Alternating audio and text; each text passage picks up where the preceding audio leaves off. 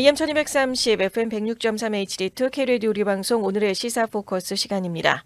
이 시간은 고향의 맛을 전해드리는 미국 최대 아시안 슈퍼마켓 체인 H마트, 한국의 법무법인 클라스와 한결이 합병해 10위권 로펌으로 탄생한 법무법인 클라스 한결, 유럽풍의 감성과 편안함, 고급스러운 웨딩홀, 서울 강남에 위치한 엘리에나 호텔 공동 제공입니다.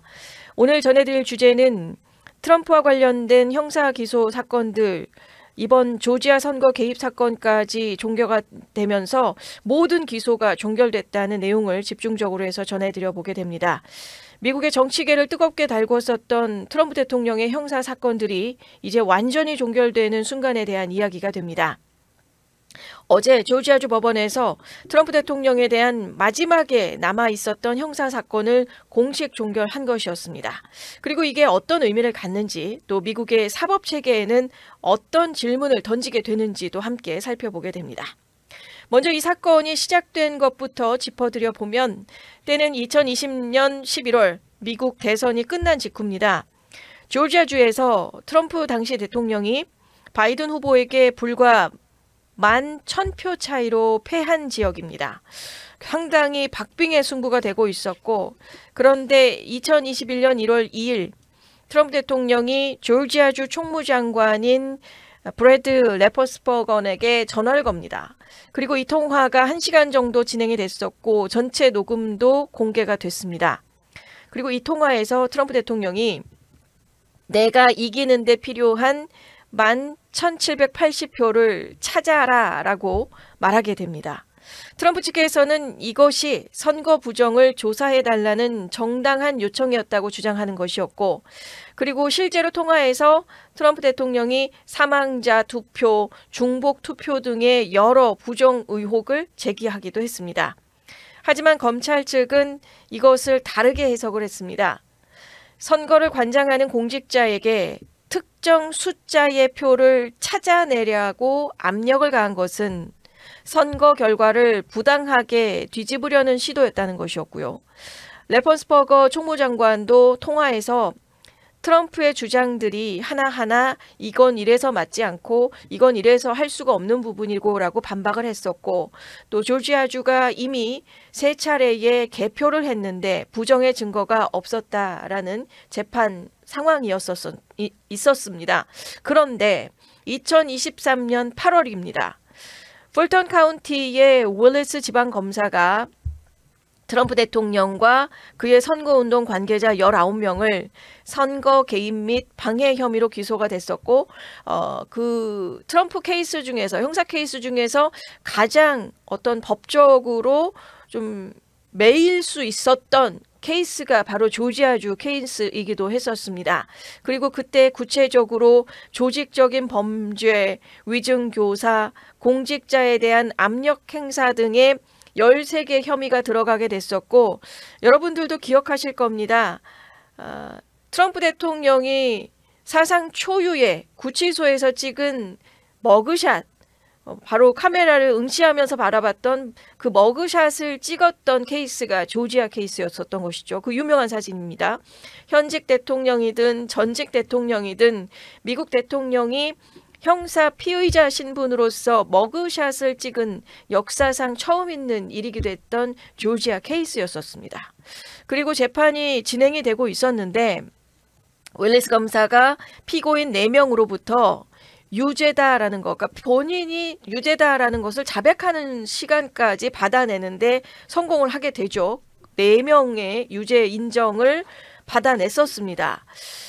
그들은 보면 트럼프의 변호사였던 세드니 파월, 또 케네스 채세브로, 그리고 선거운동원 2명까지 해서 총 4명의 유죄 인정의 모습이 있었었고, 이들이 유죄를 인정하면서 트럼프가 조지아주 선거 결과를 뒤집기 위해서 조직적으로 움직였다라는 증언을 했고, 특히 일부 카운티에서 투표 기계에 무단으로 접근하려 했다는 증언도 나왔었고, 그러니까 조지아 케이스는 트럼프 대통령에게는 상당히 불리한 상황에 놓여 있었던 케이스였고, 모든 4개의 형사기소 케이스 중에 가장 어렵게 넘어야 되는 산이었던 것이죠.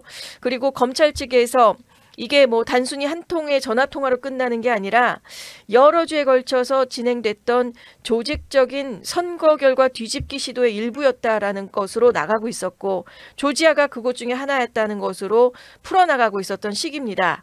반면에 트럼프 측의 변호인단은 일관되게 주장한 것은 대통령이 선거 부정 의혹을 제기하고 조사를 요청을 한 것은 헌법이 보장하는 언론의 자유였고, 또 선거의 공정성을 지키려는 정당한 시도였다는 게 트럼프 변호인 측의 주장이기도 했었습니다. 그리고 실제 2020년 대선 이후에 여러 주에서 선거 절차에 대한 논란이 있었고, 또 이것을 문제 삼는 것 자체로 범죄로 볼 수 없다는 게 변호인 측의 주장이기도 했었습니다. 그렇게 시간이 흘러가고 있었는데 2024년에 예상치 못한 반전이 일어납니다.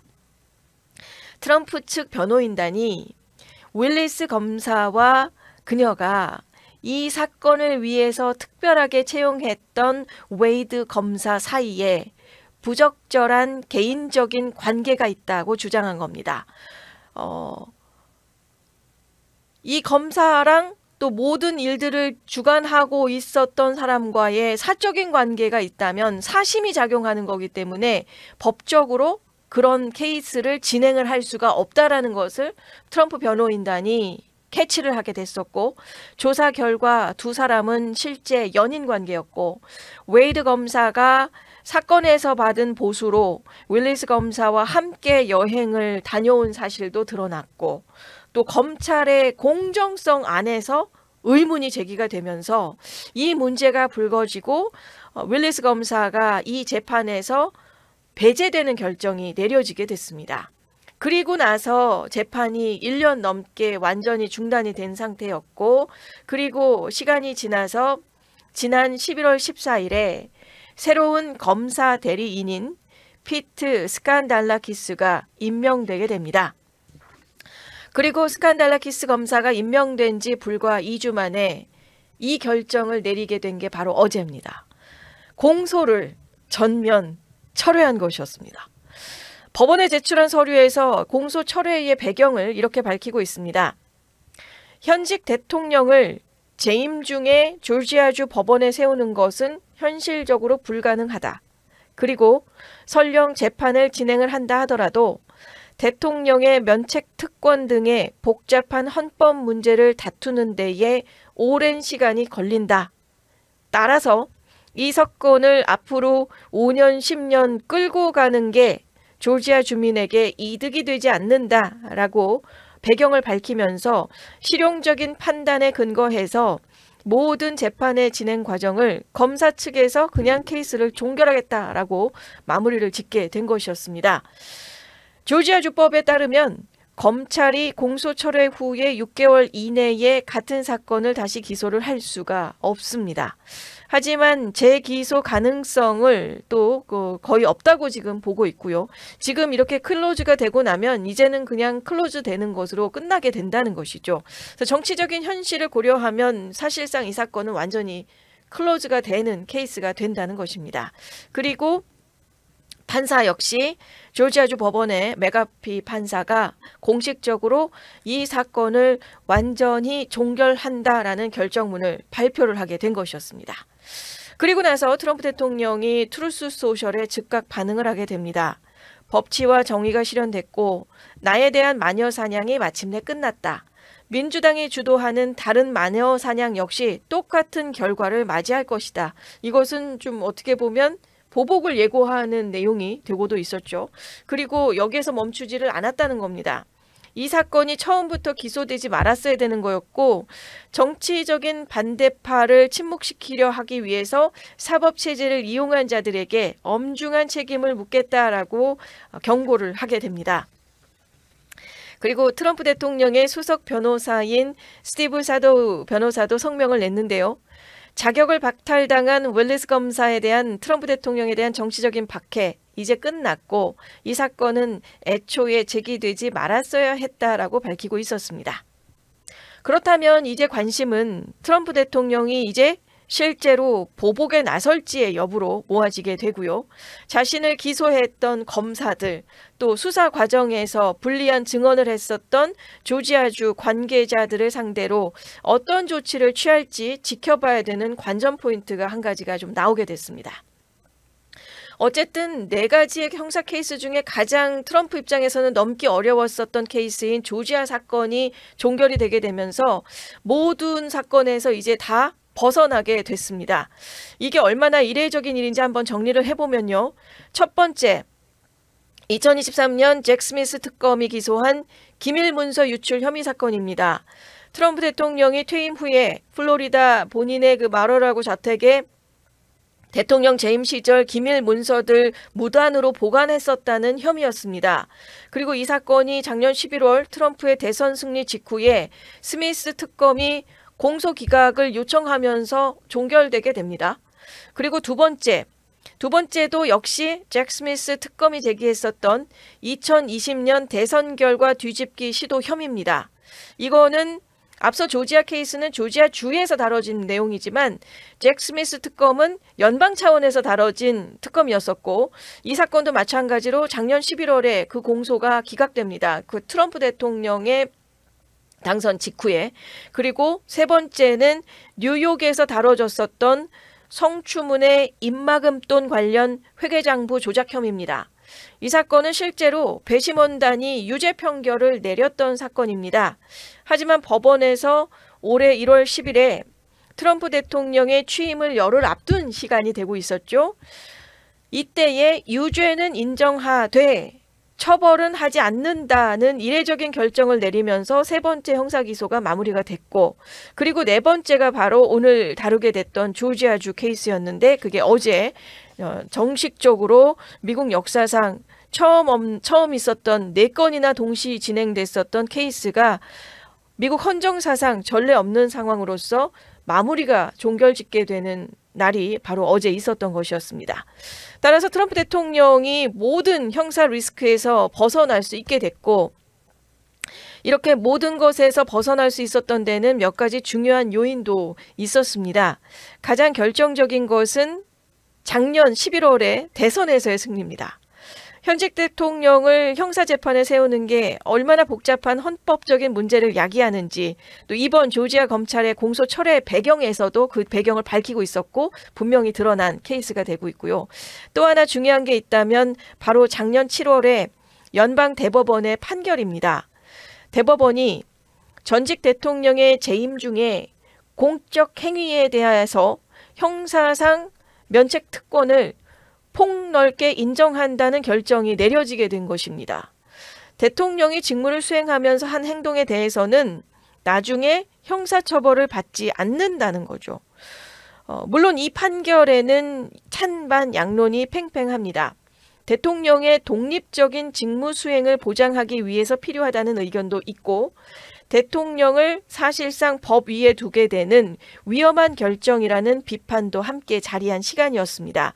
하지만 이 대법원의 판결이 있었기 때문에 트럼프 관련 사건들이 아무리 기소를 하고 항소를 한다 한들 현직 대통령으로 있었던 상황 가운데에서의 연방 대법원의 판결이 모든 그 직무 자체에 있었던 것을 범위를 더 광범위하게 펼쳐나봤기 때문에 연방 대법원의 판결에 의하면 아무리 다시금 재항소를 한다고 한들 이 안에 범주 안에서는 모든 게 다 케이스로서 승리하기가 어렵다는 계산도 작용을 하게 된 것이었죠. 그래서 대법원의 판결이 트럼프의 관련 사건들이 차례로 무산되는데 그 법적인 근거를 제공했다는 분석이 상당히 지배를 하고 있었습니다. 이번 사건을 종결을 둘러싸고 미국 사회는 크게 두 갈래로 나뉘게 됩니다. 찬반의 양론이 되는 것이죠. 트럼프 지지자들과 보수 진영은 이번 결과를 정치적인 마녀 사냥의 종식으로 받아들이고 있습니다. 논리는 이렇습니다. 처음부터 이 사건은 정치적인 동기로 제기가 됐다는 것이고 민주당 성향의 검사가 공화당 대통령 후보를 선거 직전에 기소를 해서 정치적으로 타격을 주려 했다는 것이죠. 그리고 실제로 윌리스 검사의 개인 스캔들이 드러난 것도 이 주장에 힘을 실어주게 됐었고 결국 법정에서 제대로 심리조차 되지 않았기 때문에 애초에 기소할 만한 사건이 아니었었다는 해석을 나오고 있고 트럼프 지지자들과 보수 진영은 거 봐라. 어쨌든 결과적으로 실제로 하지 말았어야 되는 케이스였다는 것을 목소리로 높일 수 있는 근거가 된 것이죠. 반면에 트럼프 반대파와 진보 진영은 완전히 다른 시각으로 봅니다. 이번 공소 철회가 법 앞에 평등이라는 원칙이 무너진 사례로 보고 있다는 것입니다. 구체적인 비판은 이렇습니다. 첫 번째, 조지아 케이스 같은 경우는 그 사건과 연관이 있었던 4명의 관계자들이 유죄를 인정한 것까지도 증언이 있었는데 정작 주모자로 지목이 됐던 트럼프는 재판조차 받지 않고 빠져나갔다는 점입니다. 같은 범죄 혐의로 기소된 사람들 중 일부는 유죄를 인정을 했는데 대통령이라는 이유만으로 면책받는 것이 과연 공정한가라는 의문을 제기하게 되는 것이고요. 두 번째, 이번에 조지아주에서 공소를 철회한 이유가 대통령 면책 특권 같은 헌법적인 문제 때문이 아니고 사실상 시간과 비용이 너무 많이 든다는 실용적인 이유였다는 점도 설득하기가 좀 부족하다는 거죠. 중대한 범죄 혐의가 있었는데 그리고 유죄 인정을 한 관계자들의 모습도 있었는데 그 피고인이 권력자이기 때문에 검찰이 포기할 수 있다는 선례를 남긴 케이스가 된다는 겁니다. 그리고 세 번째, 2021년 1월 2일의 전화통화 녹음은 명백히 존재를 했고 그 내용도 공개돼 있습니다. 그리고 법정에서 이것이 범죄에 해당하는지 아닌지 판단을 받았어야 했는데 이 기회 자체가 사라져 버렸다는 아쉬움이 남는다는 거죠. 그래서 진실이라는 게 법정에서 밝혀지지 못한 채로 끝났다는 반박을 제기하는 것이고요. 또 네 번째, 윌리스 검사의 개인 스캔들은 문제지만 그게 범죄 혐의 자체를 무효화하는 것은 아니라고 본다는 시각입니다. 검사를 교체를 해서라도 재판을 진행할 수 있었는데 따지고 보면 결국은 대통령이 되고 나니까 정치적인 압력에 굴복을 한 것이 아니냐는 해석을 하게 된 것이죠. 자, 이런 비판에 대해서 또 트럼프 측은 반박을 합니다. 만약에 정말 명백한 증거가 있었다면 새로 임명된 검사가 즉시 공소 철회를 했겠냐는 거죠. 그리고 이번 그 스칸달라키스 11월 14일에 임명이 받았던 그 검사는 정치적인 이해관계가 없는 중립적인 인물이었고 그가 내린 판단이야말로 사건의 실체를 보여주고 있다라는 트럼프 측의 반박입니다. 그리고 조지아주 법 규정도 우리가 좀 살펴볼 필요가 있는 게 검찰이 공소를 철회한 경우에 피고인에게 변호사 비용과 법률 비용을 물어줘야 할 수 있다고 합니다. 그래서 현지 언론 조지아 쪽에서의 그 풀턴 카운티 상황 안에서는 검찰청이 트럼프 측에 수백만 달러를 배상해야 할 수도 있다라는 보도를 지금 하고 있는 것이고요. 이건 역시 논란거리가 되고 있습니다. 세금으로 정치적인 기소를 했다가 또 철회를 하고 거기에 더해서 거액의 배상금까지 물어준다면 조지아주에 있는 납세자들에게 어떻게 설명할 것인가라는 문제를 제기하게 되는 것이고요. 게다가 윌리스 검사 경우에는 이 사건을 주도했다가 개인 스캔들로 배제당하면서 정치적으로 큰 타격을 입었습니다. 반면에 트럼프 대통령은 이 사건들이 오히려 정치적인 자산으로 활용이 되게 됐고 박해받는 아웃사이더라는 이미지로서 지지층을 더 결집시켰고 결국 백악관으로 복귀하는 데 성공한 케이스가 됐다는 것입니다. 일련의 사건들이 미국의 사법체계에 몇 가지 근본적인 질문을 던지게 되는 것 같습니다. 첫 번째, 대통령의 면책특권이 어디까지 인정돼야 되는가라는 범위의 부분입니다. 직무 수행 중의 행위라면 정말 모든 것은 다 용인되는 것인가? 연방대법원이 공적 행위에 대해서 면책특권을 인정을 했지만 그 공적 행위라는 게 무엇이 공적 행위고 무엇이 사적 행위인지에 대한 경계는 모호했다는 겁니다. 예를 들어서 트럼프 대통령이 조지아주에 전화 통화한 것은 공적 행위였을까요? 아니면 사적 행위였을까요? 대통령으로서 선거의 공정성을 확인하는 시도였다면 이거는 공적 행위가 될 수 있습니다. 하지만 자신의 재선의 선거 결과를 바꾸려 했다면 이건 또 사적 행위가 된다는 것입니다. 자, 이 판단을 누가 어떻게 할 것인가가 여전히 숙제로 남아있다는 것이고요. 두 번째, 현직 대통령을 형사 기소하고 재판하는 게 현실적으로 가능했었느냐라는 겁니다. 조지아 검찰이 공소를 철회한 가장 큰 이유가 바로 이거죠. 현직 대통령을 주법원에 세운다는 게 헌법적으로도 실무적으로도 너무 복잡하고 시간도 많이 걸리고 돈만 낭비한다는 것이었습니다. 그렇다면 대통령이 범죄를 저질러도 재임 중에는 처벌할 방법이 없다는 얘기가 되는데 이게 바로 민주주의 근간인 법 앞의 평등 원칙과 충돌하는 부분이라는 겁니다. 그리고 물론 반대 의견도 있습니다. 대통령은 나라를 이끄는 막중한 책임을 지고 있고 또 자잘한 법정 소송에 시달리면서 국정 운영이 마비될 수 있다는 겁니다. 그래서 재임 중에는 면책을 주되 퇴임 후에 면책을 묻는 것이 합리적이라는 주장도 제기가 되고 있습니다. 하지만 트럼프의 경우처럼 퇴임 후에 다시 대통령이 되면 어떻게 할 것인가라는 문제가 또 남게 되는 것이죠. 또 세 번째, 정치적으로 민감한 사건에서 검찰의 독립성과 중립성이 어떻게 보장할 것인가에 대한 퀘스천도 우리가 남게 됩니다. 올리스 검사의 개인 스캔들이 사건 전체를 흔들어버린 것도 대표적인 사례가 되고 있습니다. 검사가 아무리 법적인 확신을 가지고 기소를 했다고 해도 검사 개인의 도덕성에 문제가 생기면 사건 자체의 정당성까지 의심받게 됐었다는 거죠. 동시에 이런 질문도 던져집니다. 정치인을 기소하는 검사는 항상 정치적인 동기로 의심받을 수밖에 없는데 그렇다면 아예 정치인은 기소하지 말아야 하는가라는 것 또한 딜레마에 빠질 수밖에 없다는 겁니다. 앞서 전해드렸던 이 세 가지의 질문에 대한 답은 결코 쉽지 않은 것 같습니다. 미국 사회도 여전히 논쟁 중이고 이 케이스가 진행이 될수록 우리가 끊임없이 퀘스천으로 질문하고 반박하는 내용들이 되고 있다는 거죠. 그리고 보수와 진보는 지금도 정반대의 답을 내놓고 있게 됩니다. 한 가지 분명한 건 이번 사태가 미국 정치의 양극화를 더 심화시켰다는 것도 생각해 볼 필요가 있겠습니다. 같은 사실을 놓고 완전히 다른 해석이 나오고 있고 서로를 이해하기가 점점 더 어려워지고 있다는 겁니다. 한쪽에서는 법치의 승리라고 외치고 또 다른 쪽에서는 법치의 붕괴라고 한탄을 합니다. 같은 사건을 보면서 말이죠. 조지아 법원의 케이스의 결정으로 인해서 도널드 트럼프 대통령은 이제 모든 형사사건에서 벗어나게 됐습니다. 2년간 미국 정치를 뜨겁게 달궜었던 이 사건들, 법정의 판단 없이 결국 막을 내리게 되었습니다. 어떤 이들은 정의의 실현이라고 말하고 어떤 이들은 정의의 좌절이라고 표현하고 있습니다. 같은 사건을 두고 여전히 깊이 있게 나눠지게 됐던 시간을 확인한 내용이 되고 있었고 법과 정치 또 권력과 책임의 경계에 대한 질문들은 여전히 모호하게 남게 된 것 같습니다. 오늘의 시사 포커스 여기서 마치겠습니다. 고향의 맛을 전해드리는 미국 최대 아시안 슈퍼마켓 체인 H마트. 한국의 법무법인 클라스와 한결이 합병해 10위권 로펌으로 탄생한 법무법인 클라스 한결. 유럽풍의 감성과 편안함, 고급스러운 웨딩홀, 서울 강남에 위치한 엘리에나 호텔 공동 제공이었습니다.